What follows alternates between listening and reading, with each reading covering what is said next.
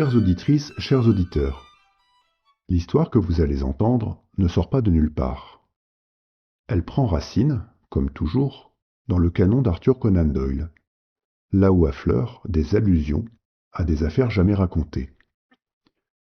Ainsi, dans le rituel des Musgrave, Watson rapporte comment Holmes, ouvrant une grande malle métallique, laissa entrevoir à son compagnon les archives de ses premières enquêtes. Des rouleaux de papier, ficelés de rubans rouges, contenant les travaux de jeunesse d'un détective encore amateur, mais déjà hors du commun. Watson lui demanda « Seraient-ce donc les archives de vos premiers travaux ?»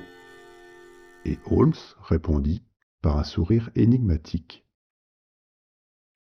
C'est dans ces archives, soigneusement conservées, puis recueillies après 1904, que se trouvait le dossier que vous allez découvrir. Un dossier marqué d'un seul mot, sec et terrible. Samael. Ce que vous allez lire ou entendre n'est pas l'écho d'un triomphe, mais la reconstitution d'une confrontation taboue, où un jeune Holmes rencontra pour la première fois une logique qui échappait à toute loi.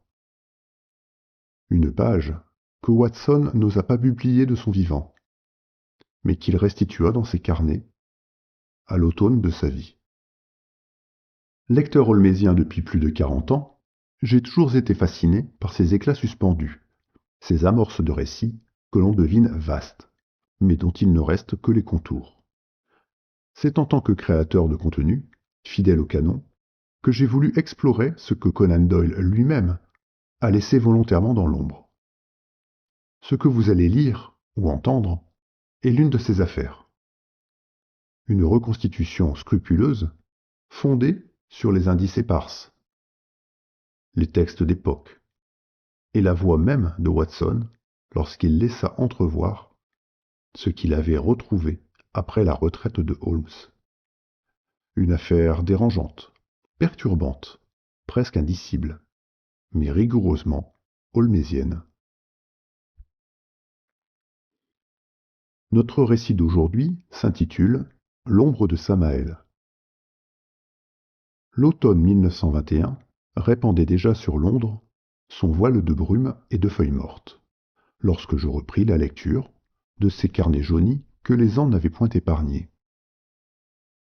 Il m'arrive, à présent que ma main tremble et que ma plume peine, de m'égarer dans ces papiers comme on le ferait dans un jardin abandonné, où chaque sentier mène à un souvenir plus ancien que le précédent. Je me rappelle encore, comme si c'était hier, le jour de 1904, où Holmes, quittant Baker Street pour son ermitage du Sussex, m'abandonna la garde d'une malle de fer blanc, qu'il jugeait encombrante. Je n'y avais d'abord vu qu'un amas de rouleaux de papier, serrés sous des rubans rouges, des notes sans ordre ni suite, qu'il avait accumulées au fil de ses jeunes années. Mais cette malle, que j'ai désormais ouverte 100 fois, n'a cessé de me livrer des fragments de son passé, parfois plus éloquents que les affaires que j'eus l'honneur de partager à ses côtés. Parmi ces rouleaux, l'un portait un titre bref, tracé d'une main ferme, Samael. J'avoue que ce mot me glaça. Les souvenirs que j'en retrouvai ensuite, éparses dans ces carnets, ne dissipèrent point cette impression, bien au contraire. Il ne s'agit pas, je le confesse, d'une de ces affaires qui puissent être publiées du vivant de ses protagonistes. Trop d'ombres morales, trop de tabous victoriens s'y entrelacent pour qu'un rédacteur consciencieux eût osé en livrer le détail. Mais le temps a passé, et moi-même, je sens venir l'heure où ma voix se taira. C'est donc sans détour que je m'autorise à restituer cette affaire, telle qu'elle s'offre encore à ma mémoire et à mes notes. L'on connaîtra mal Holmes si l'on ignore sa manie de tout consigner d'une écriture sèche, presque chirurgicale. Ses feuillets de jeunesse, et celui-ci plus que les autres, mêlent de laconiques remarques à des listes, des dates, des adresses, parfois une simple initiale soulignée 2 fois. J'y ai trouvé aussi des coupures de journaux, un télégramme effacé, un reçu d'un prêteur sur gage, et ces abréviations mystérieuses dont il parsemait ses brouillons, comme s'il écrivait en marge de sa propre pensée. Qu'un homme de science obtienne de tels résultats avec si peu de mots me surprendra toujours. Mais je sais, pour avoir beaucoup vécu près de lui, que ces notes étaient destinées non à convaincre, mais à réveiller un souvenir précis dans une mémoire d'une prodigieuse exactitude.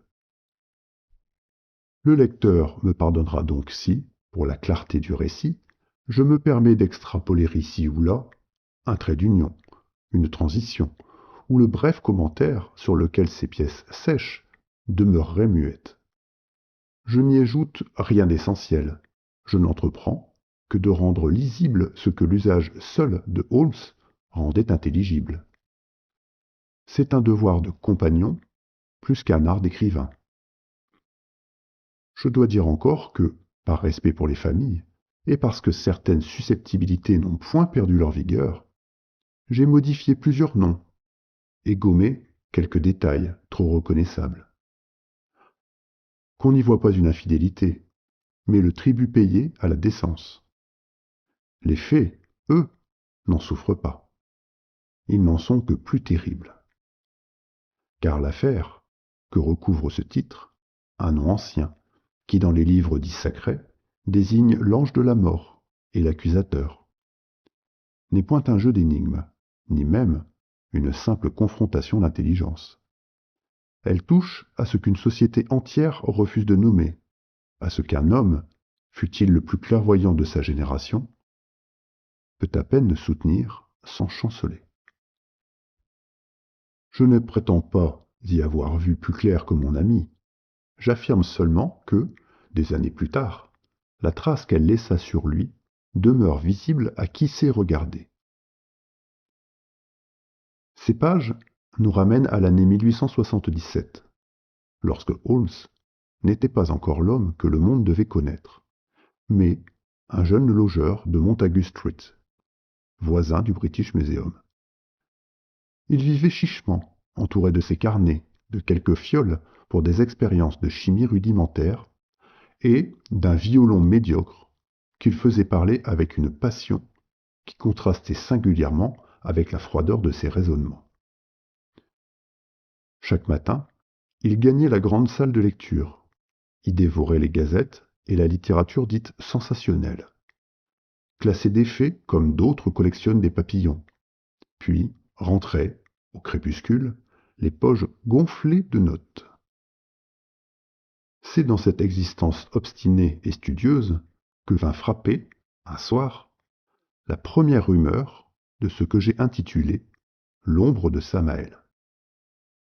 Je n'ai pour entrée que quelques lignes. Retour BM, escalier, homme trapu, cire rouge, odeur parchemin, maître B, de décès, succession, règle et hâte. On pardonnera à un vieux soldat de préférer à ce télégramme à soi-même une narration suivie.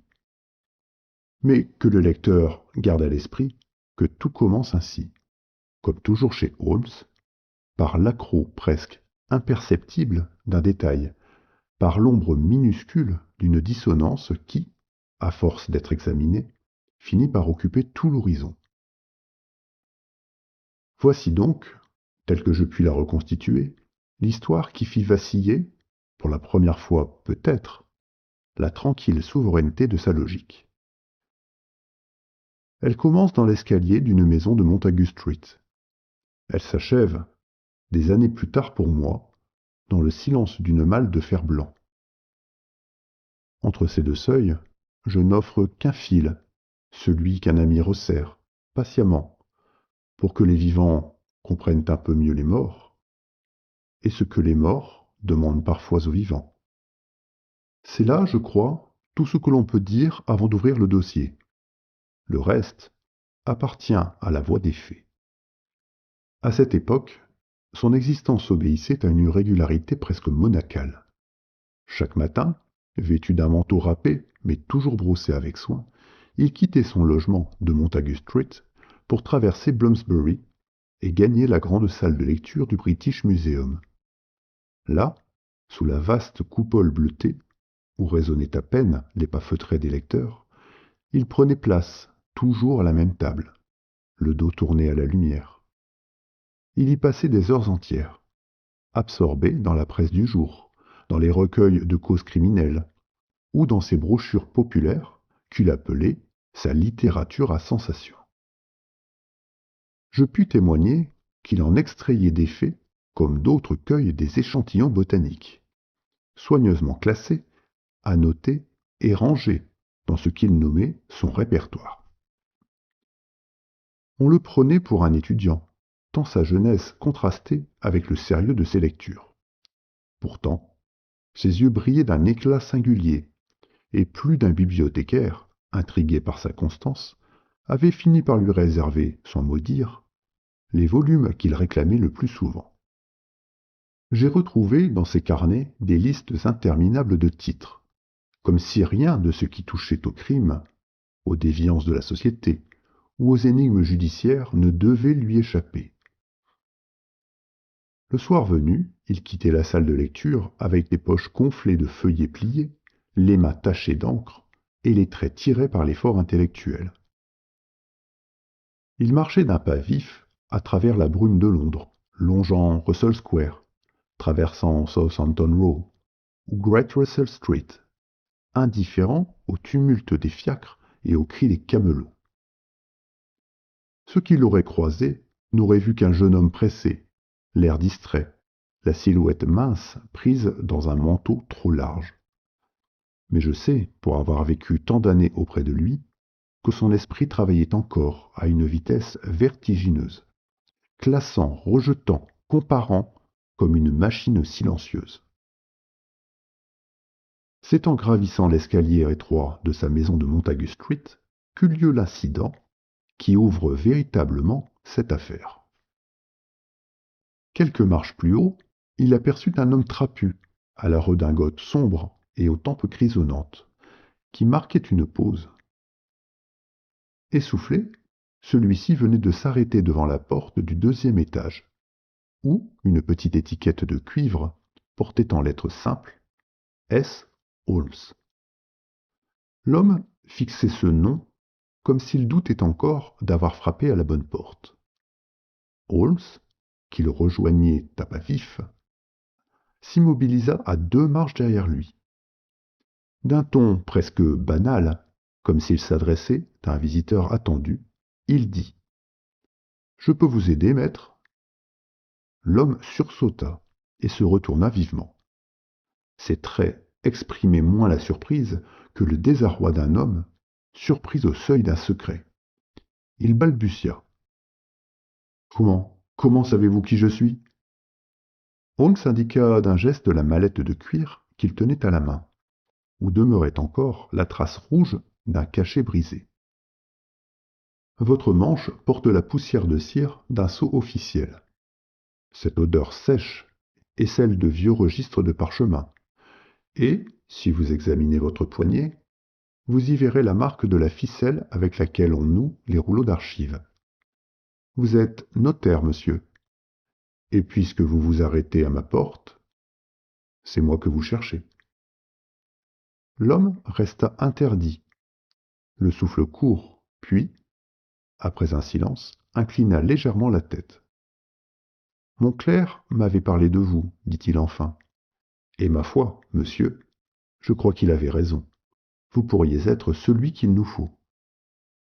L'homme, reprenant contenance, me parut moins intimidé que confus, comme si la brusquerie de sa propre démarche lui pesait déjà. Vous m'étonnez, monsieur Holmes, dit-il enfin. Je me présente, maître B, notaire établi dans la City. Ce n'est pas de mon propre mouvement que je suis venu frapper à votre porte. Mon clerc, qui suit avec une curiosité indiscrète certaines conversations de café, a entendu parler de vos singuliers talents d'observation. C'est lui qui m'a convaincu qu'il valait la peine de vous consulter. Holmes, qui se plaisait alors à toute énigme, dut sourire. Il ouvrit la porte et invita le visiteur à entrer. Ses carnets notent sombrement, feu, thé, explication. Je puis donc inférer que, selon son habitude, il servit du thé et se tint coi jusqu'à ce que le récit vînt de lui-même. Voici mon embarras, reprit maître B, en posant sa mallette sur la table. En l'espace de 3 mois, 2 de mes clients les plus honorables sont décédés. L'un d'une chute malencontreuse dans son escalier, l'autre d'une syncope au retour d'un dîner. Rien là que d'ordinaire, si ce n'est que chacun d'eux avait, quelques jours avant sa mort, exigé avec insistance de régler sa succession. Il tira de la mallette 2 rouleaux de parchemin, les déplia avec soin et les étala sur la nappe. Vous voyez, continua-t-il, des testaments impeccables. L'un en faveur d'une épouse irréprochable, l'autre distribuant ses biens de manière équitable entre ses enfants. Aucun soupçon de fraude, aucune main intéressée. J'ai moi-même vérifié 2 fois chaque clause. Holmes effleura les documents du bout des doigts, les parcourut en silence, puis les repoussa vers leur propriétaire. Voilà précisément ce qui me trouble, reprit le notaire, la voix plus basse. Un seul cas n'eût été qu'un hasard, mais 2 en si peu de temps, avec la même urgence, la même précipitation. Est-ce folie de m'interroger? Holmes n'avait pas encore forgé, à cette époque, l'art de ménager son interlocuteur. Il se contenta de noter régulier, rien suspect, répété. Ce fut assez pour que le notaire rougît de son propre zèle. Pardonnez-moi, monsieur Holmes, j'ai conscience d'abuser de votre patience. Peut-être ne s'agit-il que d'un caprice du destin, mais mon clerc m'a dit que vous aimiez l'effet singulier. J'ai fait mon devoir en vous apportant celui-ci. Sur quoi, il referma sa mallette, comme prêt à se retirer. Et ce fut là, si l'on en croit la suite des notes, le véritable point de départ de ce qui devait devenir l'affaire dite de Samael. J'avoue avoir hésité, en rédigeant ces pages, à passer sous silence les démarches que Holmes entreprit aussitôt après la visite du notaire. Elles n'offrent, en vérité, qu'un intérêt secondaire. Mais comme elles font partie intégrante de l'affaire, je les résumerai en suivant le fil de ces notes. Holmes estima d'abord que, si machination il y avait, elle devait nécessairement profiter à quelque héritier. Il fit donc dresser, par l'intermédiaire de maître B, la liste des personnes appelées à recueillir les biens des 2 défunts. Ces carnets notent avec une sécheresse coutumière veuve, fils prodigue, nièce pieuse, fille cadette mariée. La veuve, d'un grand maintien, répondit aux questions avec une dignité telle qu'aucun soupçon ne pouvait s'attacher à elle. Elle n'avait rien gagné à l'empressement de son époux, et son affliction était d'une sincérité palpable. Le fils, en revanche, offrit un instant matière à conjecture.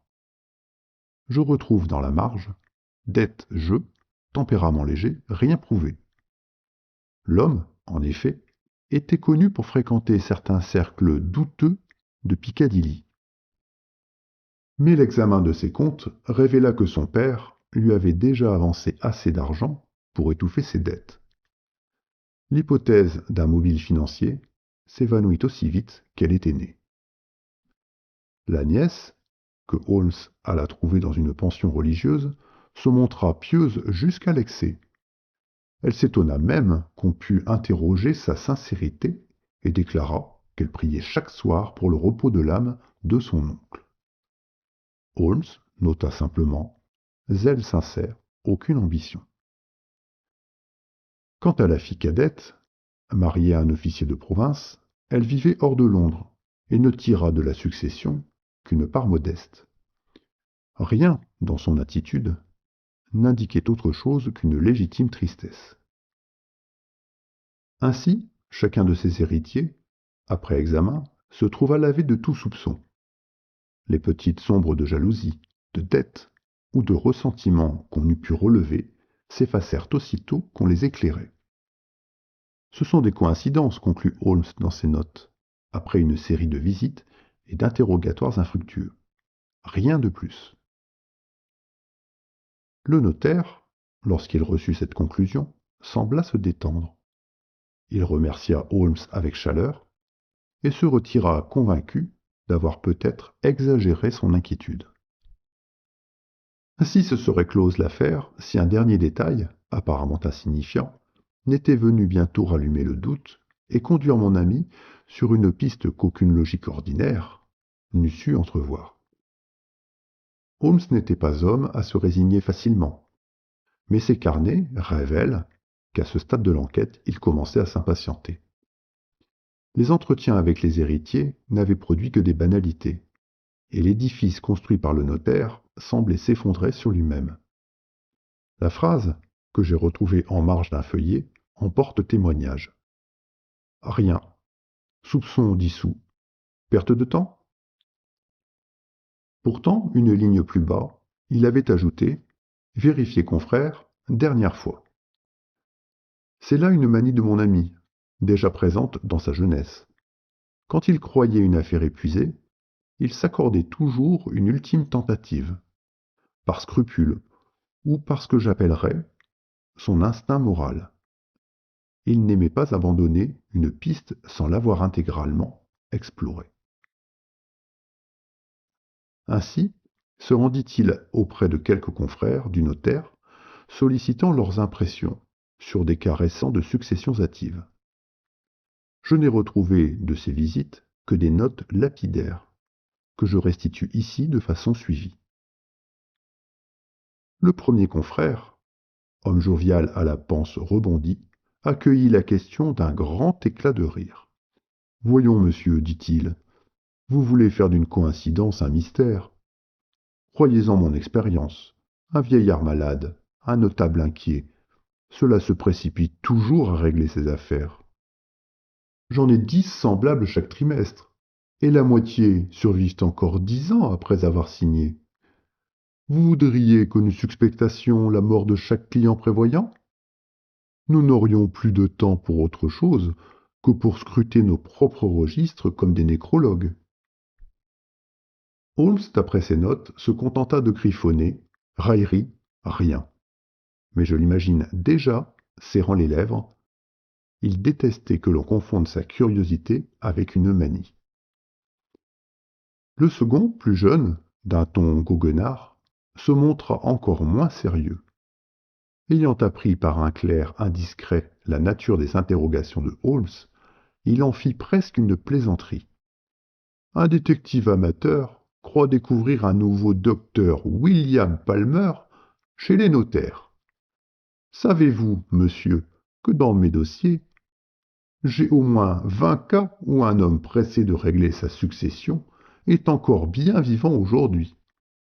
Voulez-vous que je les appelle un par un pour rassurer votre conscience? Il accompagna ces mots d'un sourire entendu, comme si l'affaire n'était qu'une lubie d'étudiant. Les accidents arrivent, poursuivit-il, en haussant les épaules. Les syncopes aussi. Et si la prévoyance choisit d'enlever 2 notables qui avaient réglé leurs affaires, je n'y vois pas de mystère, mais simplement l'ordre naturel des choses. J'imagine sans peine l'agacement de Holmes. Notez simplement raillerie, temps perdu. C'est là, peut-être, que l'affaire aurait pris fin si un troisième confrère n'avait prononcé, en toute innocence, une phrase de trop. Celui-ci, homme grave et discret, avait écouté Holmes sans raillerie. Après un moment de réflexion, il dit « Tenez, il y a 2 mois, un de mes clients, atteint d'un mal incurable, exigea de régler sa succession en toute hâte. Il était si serein, si étrangement heureux, que j'en fus troublé. Une semaine plus tard, il s'éteignit dans son lit, sans souffrance apparente. Rien d'irrégulier. Vous voyez bien, ce n'est pas exceptionnel. Il s'interrompit, comme si un souvenir lui revenait. Je me rappelle même, ajouta-t-il, qu'en quittant mon étude, il me serra la main avec une ferveur étrange, et me dit ces mots que je crus alors tirés d'une prière. Samael va m'apporter la paix. C'est sur cette phrase que Holmes releva brusquement la tête. Ses notes, d'ordinaire si nettes, deviennent soudain fébriles, griffonnées à l'encre pâlie. Samael, vérifiez. À peine la visite achevée, il quitta l'étude sans prendre congé, se dirigeant droit vers le British Museum. Ses carnets mentionnent BM fermé, frappé porte, gardien, 30 minutes. On imagine sans peine la scène. La bibliothèque était close, les lourdes portes verrouillées, la lumière tombant à travers les hautes verrières. Mais Holmes, incapable de différer sa curiosité, insista avec une ardeur qui finit par fléchir le gardien. On lui accorda, non sans réticence, une demi-heure dans la salle de lecture. C'est là qu'il se précipita vers les rayons de littérature occulte et des dictionnaires théologiques. Dans ses notes, une seule ligne soulignée 3 fois. Samaël, ange de la mort, poison de Dieu, accusateur céleste. Ainsi, le banal, que 2 confrères avaient tourné en ridicule, prenait soudain une teinte vertigineuse. Holmes avait mis le doigt sur un nom trop singulier, trop chargé d'écho, pour n'être qu'une lubie de mourant. Le masque de la coïncidence venait de tomber. Je ne possède, pour ce passage, qu'un feuillet de la main de Holmes, griffonné d'une encre pâle, où alternent adresse, date et bribes de dialogue. J'en reproduis ici le contenu, en y ajoutant la trame nécessaire pour le rendre intelligible. Que le lecteur garde à l'esprit qu'il s'agit moins d'un souvenir que d'une reconstitution, et que Holmes, en consignant ces mots, n'avait pas songé à la postérité. Dans les registres d'un des confrères de la City, Holmes découvrit un cas qui, selon ses propres termes, répondait à tous les critères. L'homme, notable respecté, avait exigé en urgence un rendez-vous pour régler sa succession. Mais, à la différence des précédents, il n'était pas encore mort. Holmes obtint, par l'intermédiaire du notaire, l'autorisation de lui rendre visite, notant sèchement adresse confirmée, malade avancé, rendez-vous 16 heures. Le logis se trouvait dans une rue calme de West End. L'air y sentait les remèdes et la cire des meubles, odeur caractéristique des maisons où la maladie s'est installée comme une hôte tenace. Les rideaux épais tamisaient la lumière, plongeant la pièce dans une demi-pénombre. L'homme, assis dans un fauteuil, paraissait déjà détaché du monde. Ses traits étaient émaciés, mais son regard d'une limpidité étrange. Surtout, il avait ce sourire paisible que notait Holmes, ne correspond pas à son état. Holmes lui parla sans détour, selon son habitude. Vous avez hâté vos dispositions, monsieur. 2 autres, dans des circonstances semblables, sont morts peu après. Je crains pour votre sécurité. Le malade inclina la tête et répondit avec une douceur désarmante. Vous vous trompez, monsieur Holmes. Je n'ai rien à craindre. Tout est déjà accompli.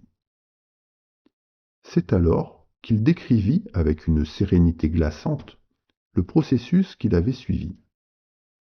Tout commence par une annonce, dit-il, mais encore, faut-il qu'on vous en parle.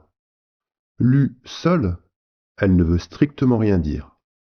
Quelques mots obscurs, perdus dans la colonne des demandes particulières d'un grand quotidien. On y voit une de ces fantaisies comme on en imprime chaque semaine, sans y prêter attention. Mais, lorsqu'un homme qui connaît la clé vous la désigne, alors tout change. Ce qui paraissait obscur devient soudain limpide. Holmes avait noté dans son carnet la formule exacte, que je transcris ici. À ceux qui cherchent le repos, que ce monde refuse, un guide existe. La porte ne s'ouvre qu'à ceux qui ont été présentés. Voyez-vous, poursuivit-il, sans explication, ces mots ne sont que du verbiage. On les lirait en souriant ou en tournant la page. Mais pour qui souffre ou pour qui désespère, la confidence d'un ami leur donne un sens irrésistible. C'est un ancien client qui m'a dit « Lis bien, là, c'est pour nous ». Il m'a révélé que ces lignes sont la voix de Samaël et que seule une présentation parrainée permet d'aller plus loin. Sans cela, nulle réponse. Holmes griffonna en marge, cooptation indispensable, relais humain. Le malade reprit avec le même sourire apaisé. Ensuite vient la rencontre. Pas une entrevue ordinaire, ni un rendez-vous marchand. On vous fixe un lieu sombre, retiré, un bureau à l'abandon, un entrepôt vide, un salon discret après la tombée du jour. Là, vous trouvez un homme qui vous écoute sans rien dire. On croit d'abord qu'il va refuser. Il faut presque le supplier, lui demander avec insistance de consentir. Et ce refus apparent, monsieur Holmes, est la preuve même de sa droiture. Un assassin avide accepterait d'emblée.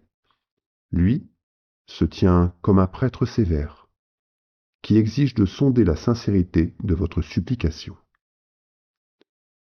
Holmes nota simplement « Supplication, refus apparent égale légitimité ».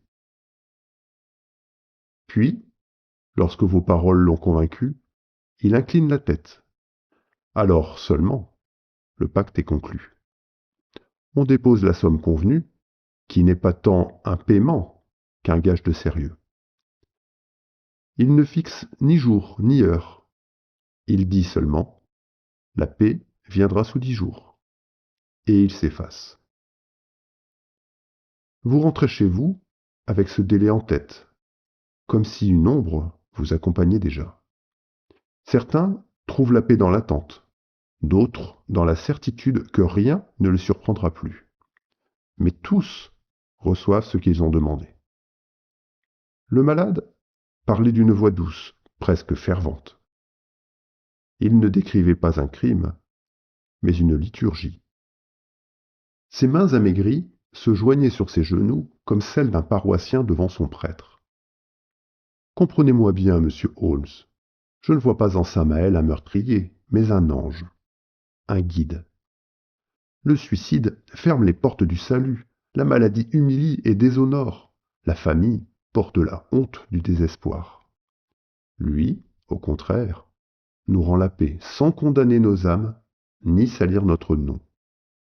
Comment appeler cela un crime? Holmes dut se lever sans rien ajouter, car tout avait été dit, et le malade, déjà presque absent à ce monde, avait livré sans retenue ce que d'autres auraient protégé comme un secret. En consignant ce témoignage, Holmes ajouta en marge une dernière phrase, soulignée 2 fois. Aucun secret, conviction totale, témoin hors du monde. J'ai souvent relu ce passage. On devine, à travers la sécheresse de ses notes, combien il fut troublé. Ce n'était plus une hypothèse, ni un soupçon de meurtre. C'était un rituel, raconté comme une bénédiction. Un homme, convaincu de marcher déjà au-delà du seuil, parlait de Samaël comme d'une figure de délivrance. Et Holmes, pour la première fois, peut-être, se trouva désarmé devant une logique qui n'était ni celle du crime, ni celle de l'innocence.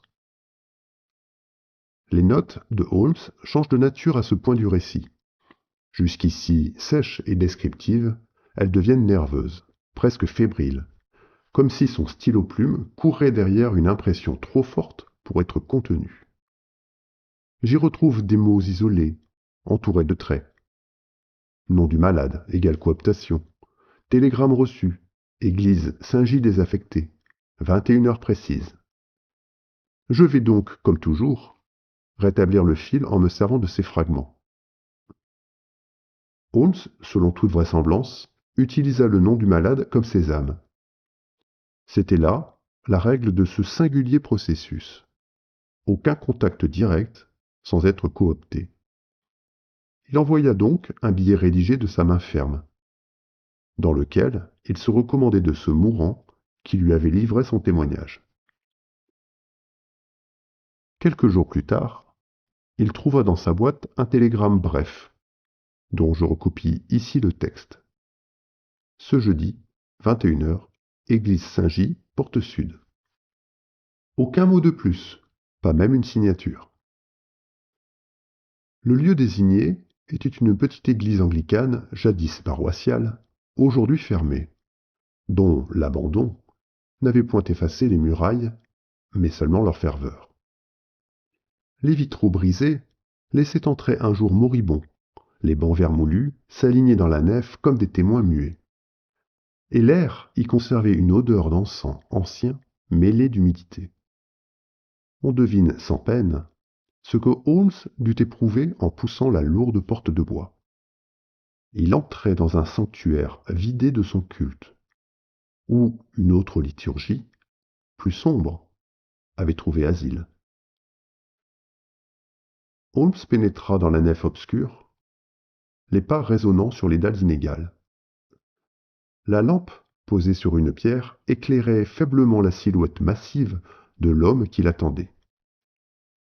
Samael ne bougea pas lorsque Holmes s'avança, mais ses yeux fixaient déjà les siens avec une acuité qui déconcertait. J'ai été présenté par un ami, commença Holmes avec cette assurance qu'il prenait parfois lorsqu'il jouait un rôle. Je souffre d'un mal qui ne laisse guère d'issue, et l'on m'a dit que vous pouviez m'apporter la paix que les convenances m'interdisent. Il n'alla pas plus loin. L'homme, qui jusqu'ici n'avait pas prononcé un mot, leva à peine la main, comme pour suspendre son discours. Un sourire fugitif passa sur ses lèvres, mélange d'amusement et de lucidité. Inutile, dit-il d'une voix grave et posée. Vous n'êtes pas de ceux qui supplient. Vos mots sonnent comme une fable bien apprise. Holmes, pris de court, garda le silence. L'autre s'avança d'un pas et ajouta. Je savais qu'un jour, un homme comme vous viendrait. Dites-moi, monsieur, êtes-vous de ceux qui jugent ou de ceux qui écoutent? Ainsi, dès l'ouverture, la façade que mon ami avait dressée se trouva balayée. Ce n'était pas lui qui sondait, mais lui qui était sondé. Et l'entretien qui suivit n'eut rien d'un interrogatoire. Ce fut un face-à-face où la logique la plus aiguisée devait se heurter à une conviction plus implacable encore. Ce qui suivit n'est consigné dans les papiers de Holmes qu'en fragments, griffonnés d'une main fébrile, bribes de dialogue, quelques mots soulignés, puis des blancs. Je n'ai donc pu que reconstituer la substance de l'entretien, en y ajoutant les notations que lui-même laissa à la marge. On n'y cherche pas une transcription complète, c'est un écho, mais un écho suffisant pour comprendre la secousse que cette rencontre imprima à son esprit. La nef était glaciale. Le vent passait par les vitraux fendus et agitait les lambeaux de tenture. Chaque phrase résonnait dans la pierre comme une sentence. Holmes se tenait droit, son chapeau à la main, les épaules raides, et quand il parla, sa voix claqua avec une dureté que je ne lui connaissais guère à cette époque. Quoi que vous prétendiez, monsieur, vous êtes un assassin. Peu importe que ces hommes vous supplient, vous mettez fin à leur vie. C'est un crime que ni la loi ni la raison ne sauraient absoudre. Samael ne broncha pas. La lampe posée à ses pieds éclairait son visage amaigri. Mais sa voix, grave et calme, emplissait la nef comme une homélie. Je ne chasse personne, je n'attends pas de piège. Ce sont eux qui viennent, et ils frappent jusqu'à ce que je consente. Ça n'est pas moi qui décide de leur mort, c'est leur détresse qui l'a déjà décrétée. Moi, je n'accorde que la forme et le moment. Holmes avait serré le poing sur sa canne. Ses lèvres s'étaient pincées, et l'on devine, à la raideur de son écriture dans les notes, combien la tension intérieure le gagnait. Il reprit d'une voix plus ferme encore. Vous vous faites juge, pourtant. Vous décidez qui doit vivre et qui doit mourir. Vous vous drapez d'une grandeur que rien ne vous confère.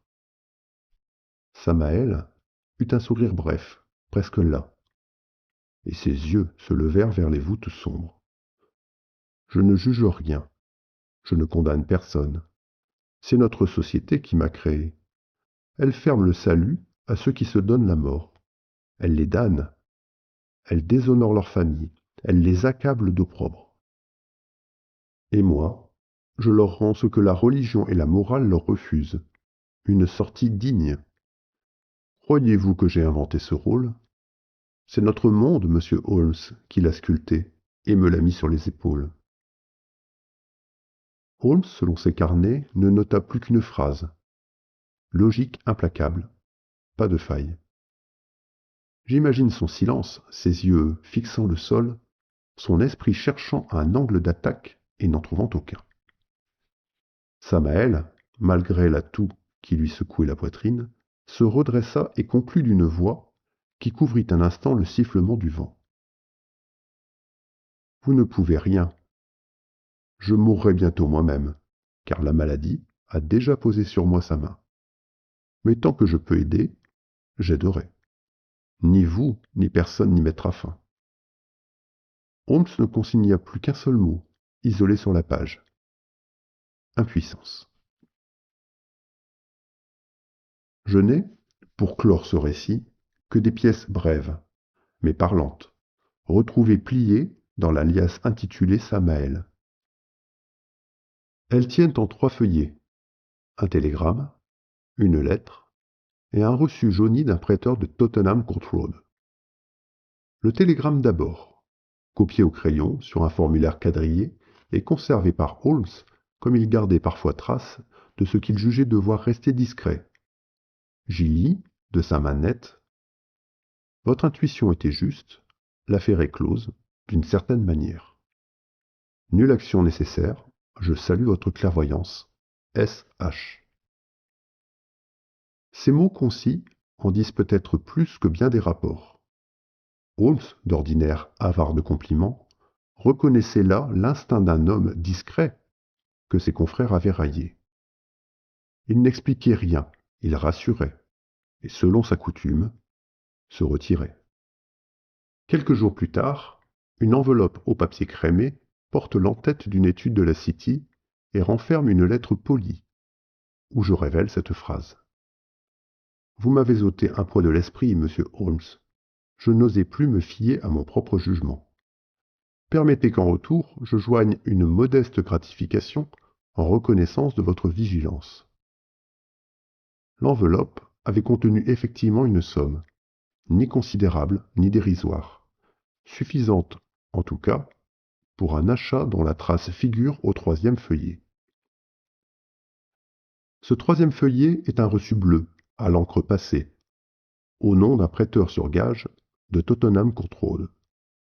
Il porte en grosses lettres anglaises l'annotation sommaire Violin Old, Kesworth. Et, au bas, la somme réglée, 55 shillings. J'imagine sans peine la scène, que j'ai d'ailleurs relatée ailleurs. Mon ami, passant devant une vitrine étroite encombrée d'objets abandonnés, aperçoit un instrument poussiéreux. Son œil, qui n'avait rien d'un profane en matière de lutherie, y reconnut d'emblée la main d'un maître. Le marchand, ignorant ce qu'il possédait, en demanda le prix d'une bicyclette d'occasion. Holmes, sans marchander, paya et sortit, tenant sous le bras ce qui devait devenir l'un de ses rares véritables trésors. Parmi les dernières lignes, que j'ai retrouvées dans ses carnets, une note se détache par sa sécheresse. Elle dit simplement: aucun mandat possible, pas de preuves matérielles, pas d'acte de contrainte, commanditaire volontaire égale complicité impossible à établir, justice impuissante. C'est là toute la lucidité de Holmes. Il savait qu'un homme comme Samael ne pouvait être atteint par la loi. Les victimes elles-mêmes étaient les instigateurs. Les familles ne réclamaient rien, et les notaires, lorsqu'ils soupçonnaient quelque chose, se taisaient par crainte du ridicule. Rien, en somme, qui permit d'agir. Ni arrêt ni procès, nota-t-il encore, le rôle dépasse l'homme. Cette phrase, qui clôt l'alias, est d'une logique glaciale. Elle montre que, même troublé, Holmes n'avait pas perdu la rigueur de son esprit. Samael n'était pas absous, mais il était de fait intouchable. Et pourtant, ce constat froid n'empêcha pas que la rencontre eût laissé sur lui une marque. Car s'il avait conclu que ni le tribunal ne pourrait jamais juger Samael, il n'en demeurait pas moins qu'un homme, une voix, une silhouette malade et imposante, s'était dressé devant lui comme un miroir de ses propres limites. Ce jour-là, Holmes ne gagnait pas, mais il ne perdit pas non plus. Il découvrit seulement qu'il est des logiques que ni la science ni la loi ne peuvent réduire. Je crois qu'il en garda une cicatrice intérieure, invisible mais tenace, et qu'elle contribua, avec d'autres, plus tard, à forger l'homme qu'il devait devenir. Je me suis souvent attardé sur ce faisceau de signes. Un télégramme qui loue la clairvoyance d'un modeste notaire, une enveloppe de remerciements contenant quelques billets, et ce reçu, témoin d'un achat à peine croyable, qui fit entrer dans la vie de Holmes ce Stradivarius dont les sonorités emplirent nos soirées de Baker Street. Il me plaît de croire qu'il y a, entre ces trois papiers, une continuité secrète. La gratitude d'un homme, le scrupule d'un autre, et la manière singulière dont mon ami transformait l'aiguillon de certaines rencontres en musique.